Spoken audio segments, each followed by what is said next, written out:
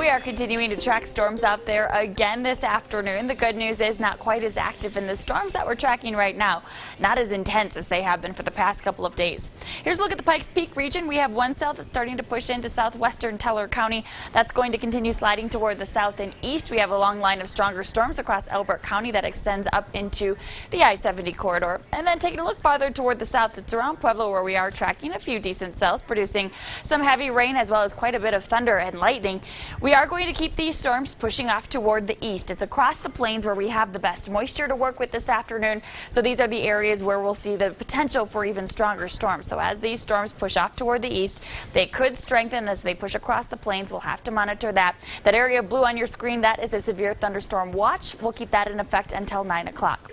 Skycast is picking up on these storms pushing off toward the east, and you'll notice that as we head into the first part of the night tonight, the storms will continue east out of the state, and we'll actually have some clearing conditions through about midnight. Into early tomorrow morning, we'll have plenty of sunshine to deal with. It's 50s and 60s to start you off on your Thursday morning.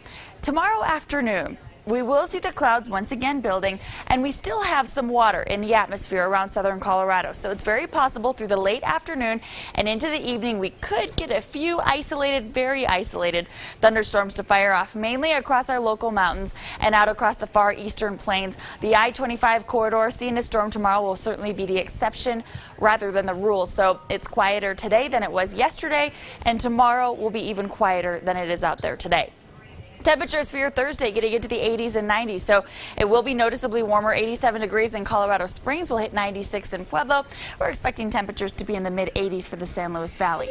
Jumping ahead to your 7-day forecast, we are going to take the chance for thunderstorms out of the forecast and keep them out all the way through the weekend. So if you're trying to plan any outdoor activities Saturday, Sunday, Mother Nature is certainly going to cooperate, but it is going to be warm with mid to upper 80s. Heading into next week, though, changes arrive Tuesday into Wednesday. That's when we'll see our next chance for storms. Temperatures Tuesday dropping back into the 70s.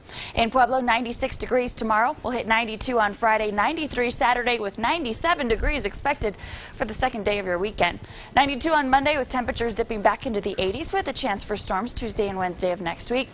In Canyon City tomorrow, we're expecting a high of 93. We'll drop it back to 89 on Friday.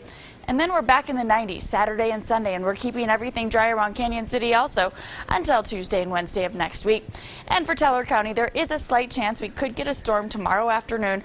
Could see a raindrop or two Friday also, so we kept that 10% chance for storms in the forecast. But again, the exception rather than the rule. 74 degrees on Saturday, 76 on Sunday, with 70 sticking around for one more day before we dip into the 60s by next Tuesday with a 30% chance for storms. Looking at that 7-day forecast, Heather, it's a delightful forecast. It's a delightful forecast. It is delightful. Thank you, Rachel. I work with a bunch of weirdos, I think. Yeah. You think?